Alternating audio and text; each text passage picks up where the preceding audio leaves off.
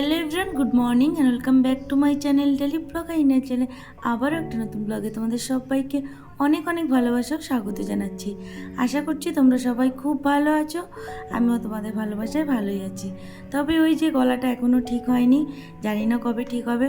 তবে তোমরা যদি কেউ জানো যে গলা ঠিক করব কি করে, অবশ্যই কিন্তু কমেন্টে আমাকে জানিও। মানে কিভাবে কি ঠিক করব এরকম হচ্ছে আমি বুঝতেই পারছি না। যদি তোমরা জানো প্লিজ আমাকে কিন্তু কমেন্টে জানিও। যাই হোক, দেখো এখানে এই যে সকালবেলা কিন্তু একদম তোমাদের রান্নাঘর থেকেই দেখো ভিডিওটা স্টার্ট করলাম, কারণ সকালবেলা সমস্ত বাসি কাজকর্ম হয়ে গেছে আর মাম্মাও ঘুমের থেকে উঠে পড়েছে, ওকে ফ্রেশ করিয়ে দিয়েছি, বিছনাপত্র সমস্ত কিছু গোছানো হয়ে গেছে। আর এখানে আমি চলে এসেছি কিন্তু মাম্মার জন্য খাবার করতে। জানো না, কথাটা বলতে গিয়ে দমটা মনে হচ্ছে আমার বন্ধ হয়ে যাচ্ছে, মানে একবারে বলতে পারছি না কথা, থেমে থেমে বলতে হচ্ছে। যাই হোক, দেখো এখানে এই যে মাম্মার জন্য আমি কিন্তু খিচুড়ি বসিয়েছি সমস্ত রকম সবজি দিয়ে, মানে ঘরে যা যা সবজি অ্যাভেলেবেল ছিল। আর ওখানে এই যে চাল নিয়ে নিলাম, চালটা ধুয়ে একটু ভিজিয়ে রাখলাম। আর এখানে দেখো এই যে একটা ডিম কিন্তু আমি সিদ্ধ বসিয়েছি, তার কারণ হলো আজকে আমি আর ডিম সিদ্ধ খাবো না, শুধু মাম্মার জন্যই একটা ডিম সিদ্ধ দিয়েছি। তো সেই কারণেই ওই একটা ডিম সিদ্ধ করা। আর এখানে দেখো যে খিচুড়িটা কিন্তু আমার রেডিও হয়ে গেছে। দেখো দেখতেও কিন্তু ভীষণ ইয়ামি হয়েছে আর খেতেও ভীষণ টেস্টি হয়েছিল, কারণ মাম্মাকে খাইয়ে দেওয়ার পরে না আমিও খেয়েছিলাম এটা। মানে সকালে মাম্মাকে খাইয়েছি আর আমিও খেয়েছি, মানে দুজনে মিলেই একই জিনিস খেয়েছি সকালে, আর আলাদা করে আমার জন্য কিছু করিনি। তো এখানে দেখো যে মাম্মাকে খাওয়াতে আমি চলে এসেছি। আর এই যে মাম্মার জন্য বললাম না ডিম সিদ্ধ দিয়েছি, তো দেখো এই যে একটা ডিম মাম্মার জন্য নিয়ে এসেছি। তো মাম্মাকে খাইয়ে দিয়ে তারপর যাবো আমি রান্নাবান্না করতে। তো এদিকে মাম্মা খেলতে থাকবে, ততক্ষণে আমি রান্নাবান্নাগুলো করে নেবো। আর ওকে খাইয়ে দিলে না একটুখানি ও বিরক্তটা কম করে। আর সকালে উঠেই তো খিদে পায় না, সারাটা রাত্রির বলো, কতটা রাত্রির বড়, সেই কখন খায়, ওই 9টা নাগাদ হয়তো খায় রাত্রে। আর সারা রাত্রির তো মানে কি বলবো, বেস্ট ফিডিংই করে, আর তো কিছু সেরকম খায় না। সকালে ঘুমের থেকে উঠলেই ওর মানে বিশাল খিদা পেয়ে যায়, বোঝোই তোমরা বাচ্চা মানুষ না। আর খায় যে খুব পরিমাণে তা তো না, অল্প অল্প খায়। যদি একটু বেশি করে খায় তাহলে পেটে থাকে, তার তো শুনবে না, খাওয়াতে গেলে খাবে না। যাই হোক, দেখো এই যে রান্নাবান্না করতে চলে এসেছি। আর এই মানে এই যে ট্যাংরা মাছগুলো এনেছিল তোমাদের দাদাভাই, তো সেগুলোকে এই যে ভেজে নিচ্ছি। আর ট্যাংরা মাছ ভাজতে গিয়ে না এত ফোটে, তোমাদের কি বলবো, আমার তো ভীষণ ভয় লাগে, মানে মাছ দেওয়ার আগেই মানে দৌড় দিয়ে এরকম একটা ব্যাপার। তো এই যে ঢেকে ঢেকে মাছগুলোকে ভেজে নিচ্ছি এখানে। তো সমস্ত মাছগুলো ভাজা হলে এখানে এই যে টমেটো কেটে নিয়েছি আর একটু আদা কুচিয়ে নিলাম। তো এটাকে ওই দিয়ে জিরে ফোড়ন দিয়ে পাতলা করে ঝোল করে নেব, একদম নর্মালি মাছের ঝোল করব, কিছু সেরকম দেবো না। দেখো এখানে টমেটো, লঙ্কা আর ওই যে একটু আদা ঘষে নিয়েছি, আর ওখানে একটু জিরা আর কাশ্মীরি লঙ্কা গুঁড়ো দিয়েছি, ওটাকে একটু জল দিয়ে গুলিয়ে রাখলাম। তো তারপরে ওটাকে দিয়ে দেবো। আর এখানে এই যে আলু কেটে নিয়েছি, তো আলুগুলো দিয়ে একটু ভেজে নেব। আর দেখো এই যে মাছগুলো কিন্তু পুরোপুরি আমার এখন ভাজা হয়নি, মানে 6টা মাছ ছিল, সেখানে 3টে মাছ ভাজা হয়েছিল, আর এই যে 3টে মাছ এখন ভেজে নিলাম। যাই হোক, মাছগুলো আমার এখন ভাজা হয়ে গেছে, আর এখন আমি আলুটা কেটেছি সেটাকে এখন ভেজে নেব, তারপরে মশলা দিয়ে ভালো করে কষিয়ে নেব। তো এখানে এই যে জিরে ফোড়ন দিয়ে দিলাম। তো বাড়িতে আসার পরে না মানে কি বলবো, এত কাজকর্ম ছিল, সমস্ত কাজকর্ম গুছিয়ে মানে কী হয়েছে না, তো বাড়ির থেকে যাওয়ার আগেও প্রচুর পরিমাণে কাজ করে যেতে হয়, আর বাড়িতে আসার পরেও প্রচুর পরিমাণে কাজ থাকে। আসলে কী হয় বলো তো, বাড়িতে থাকলে টুকটুক করে সমস্ত কাজগুলো করা হয়, তারপর মানে জমে যায় না ওইভাবে কাজগুলো। আর বাড়িতে না থাকলে না, যতই আমি না থাকি, তোমাদের দাদাভাই তো বাড়িতে থাকে, তো কিছু কিছু কাজকর্ম তো এইভাবে পড়েই থাকে। যেমন ঘর দোর ঝাড় দেওয়া হয় না, মোছা হয় না, বিছনাটা ওই একভাবে ওরকমই থাকে, জামা কাপড়গুলো প্রপারলিও কাচতে পারে না, অনেক কিছু এরকম পড়ে থাকে না, সমস্ত কিছু বাড়ি এসে ধোয়া মোছা গোছা কাজকর্ম সমস্তটাই করতে হয়। তো সমস্ত কিছু মানে আস্তে আস্তেই করছি, একবারে করতেও পারবো না, এদিকে মাম্মাকে নিয়েও হয় না, বোঝোই তোমরা। তারপরে রান্না বান্না সমস্তটাই তো করতে হয়, তার মধ্যে ফাঁকে ফাঁকে করতে হয়। যাই হোক, দেখো এখানে এই যে আমি আলুটাকে মশলা দিয়ে ভালো করে কষিয়ে এখানে এই যে জল দিয়ে দিলাম, আর এখানে একটু নুন হলুদ দিয়ে ঢাকা দিয়ে দেবো। তারপরে ঝোলটা ফুটে আসলেই মাছটাকে দিয়ে দেবো।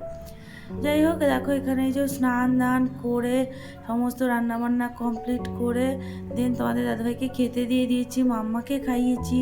মাম্মা ঘুমিয়েও গেছে, কারণ ওকে ঘুম না পাড়ালে না আমি প্রপারলি মানে কোনো কাজ করতে পারি না। এখানে যদি পুজো দিতে বসি ও বিরক্ত করে, কান্নাকাটি করে, মানে সেইভাবে না এক মনে পুজো দিতে পারি না। তো সেই কারণে ওকে ঘুম পাড়িয়ে তারপরে আমি এখানে পুজো দিয়ে নিয়েছি। যাই হোক, গুড ইভিনিং এভরিওয়ান। তো দেখো সন্ধ্যাবেলায় একবার চলে আসলাম তোমাদের সাথে কথা বলতে। তো তোমাদের দাদাভাই জিম থেকে আসার সময় না চাউমিন নিয়ে এসেছিলো, বলছিল কিছু খাবে। আমি বলছি নিয়ে আসো কিছু একটা। বলছি কী খাবে? আমি বলছি, বলে আমাকে অপশান দিচ্ছে যে chowmein, chop, egg roll, biryani কোনটা খাবে। তো ঠিক আছে, অনেক দিন চাউমিন খাওয়া হয় না বাইরের থেকে, বাড়িতে তো বানিয়ে খাওয়াই হয়, তো চাউমিনই নিয়ে আসো। তো সেই কারণেই না চাউমিন নিয়ে এসেছিলো। আর ওই দেখো মাম্মা বসে গেছে আগেই খাওয়ার জন্য। যাই হোক, খাওয়া দাওয়া করে এই যে রাত্রিবেলা সমস্ত মানে রান্নাঘরের কাজ কমপ্লিট করে, মানে বাসন মেজে নিয়ে রান্নাঘর পরিষ্কার করে নিয়ে দেন এখানেই দেখো মাংস করার জন্য সমস্ত কিছু মানে কেটে রেডি করে নিয়েছি। এখন এই যে মাংসটা রান্না করব, অল্প করেই মাংস রয়েছে। অন্যান্য দিন কী হয় বলো তো, তোমাদের দাদাভাইয়ের জন্য স্যুপ করি, তো আজকেও বললো যে তাহলে তুমি মাংসটাকে একটু মানে কষিয়ে রান্না করো, মানে মশলা দিয়েই রান্না করো, অল্প করেই আছে, বেশি ঝোল দিতে হবে না, কষা কষা মতো করো। তো সেটাই, ওই দেখো এখানে যে আলু কেটে নিয়েছিলাম, তো আলুগুলোকে এখন ভেজে নিচ্ছি। তো আলুগুলোকে ভেজে তুলে নেব, তারপরে পেঁয়াজ টমেটো এই সমস্ত কিছু দিয়ে ভালো করে মশলাটা কষিয়ে তারপরে মাংসটাকে করব। আর পেস্ট করে না মশলা করলে মাংসটা আমি দেখেছি খুব একটা আমার ভালো লাগে না। তবে কী হয়, অনেক সময় না তাড়াহুড়ো থাকলে তখন বাধ্য হয়ে পেস্ট করে নিতে হয় সমস্ত কিছু। তো এখন এই যে হাতে টাইম রয়েছে, তো সেই কারণেই দেখো এখানে এই যে সমস্ত কিছু কিন্তু আমি একদম কুচিয়ে নিয়েছি। তো সেটাকেই এখন এই যে আমি মানে করে নিচ্ছি। আদা রসুন এগুলোকেও আমি ওই মানে গ্রেটার দিয়ে গ্রেট করে নেবো। তো দেখো পেঁয়াজটাকে ভালো করে ভেজে নিচ্ছি। পেঁয়াজ ভেজে মশলা কষিয়ে তারপরে যদি মাংস বা যে কোনো কিছু রান্না করা হয় না, ভীষণ কিন্তু খেতে টেস্টি হয়।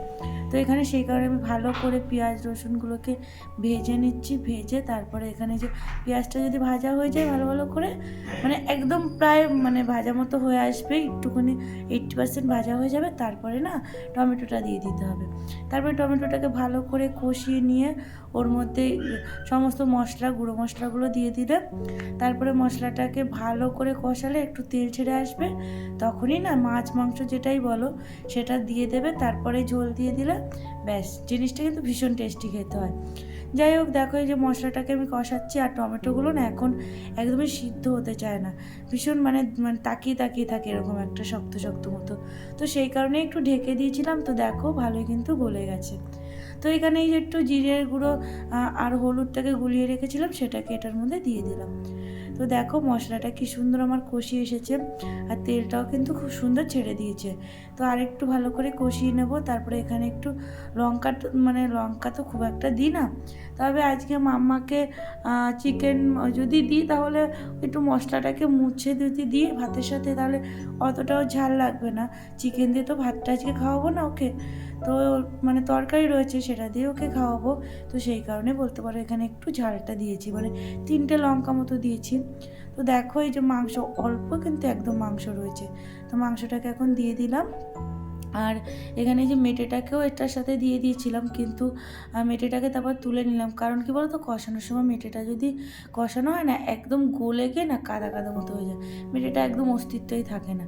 তো এটাকে ভেবেছি যখন একদম কষে আসবে তখন ওই যে 80% মতো তখন এই দিয়ে দেবো মেটেটা, তাহলে মেটেটাও গোটা থাকবে আর মেটেটাও মানে মধ্যে ফ্লেভারটাও প্রপারলি ঢুকে যাবে। কিন্তু এখন দিলে মেটেটার আমি কোনো খোঁজই পাবো না। আর মেটে কিন্তু আমি সেরকম একটা খাই না, তোমাদের দাদাভাই খায়, তো ওর জন্যই মেটে দেওয়া। যাই হোক দেখো এই যেখানে আমার মাংসটা কষানো হয়ে গেছে অনেকটাই দেখো। আর বেশি ঝোল তো আজকে দেবো না, বললাম ঝোল দেবোই না বলতে গেলে। তো কষিয়ে মাংসটাকে মানে অল্প আঁচে ঢেকে মাংসটা রান্না করছি। তো দেখো এখানে আলু আর ওই যে ওখানে মেটেটা তুলে রেখেছিলাম সেটাকেও দিয়ে দিলাম। তো দেখো এখানে প্রায় আমার কিন্তু মাংসটা হয়ে এসেছে। তো আর একবার একটু ঢাকা চাপা দিয়ে দিলাম, দেন দেখছি যে মাংসটা ভালোই সিদ্ধ সিদ্ধ হয়ে গেছে। তো এখন মাংসটাকে নামিয়ে নেবো, আর ভাত রয়েছে, আর কিছু করতে হবে না রাত্রে, ওগুলো দিয়ে খেয়ে নিতে পারবো। যাই হোক, চলো বন্ধুরা, ভিডিওটা আজকের মতো তাহলে এখানেই শেষ করলাম। ভিডিওটা তোমাদের কেমন লাগলো অবশ্যই কিন্তু কমেন্ট করে জানাবে, আর ভিডিওটা ভালো লাগলে অবশ্যই একটা লাইক করে দেবে। নতুন নতুন তোমরা প্লিজ আমার চ্যানেলটা সাবস্ক্রাইব করে দিও। তো চলো, টাটা, সবাই সুস্থ থেকো, ভালো থেকো।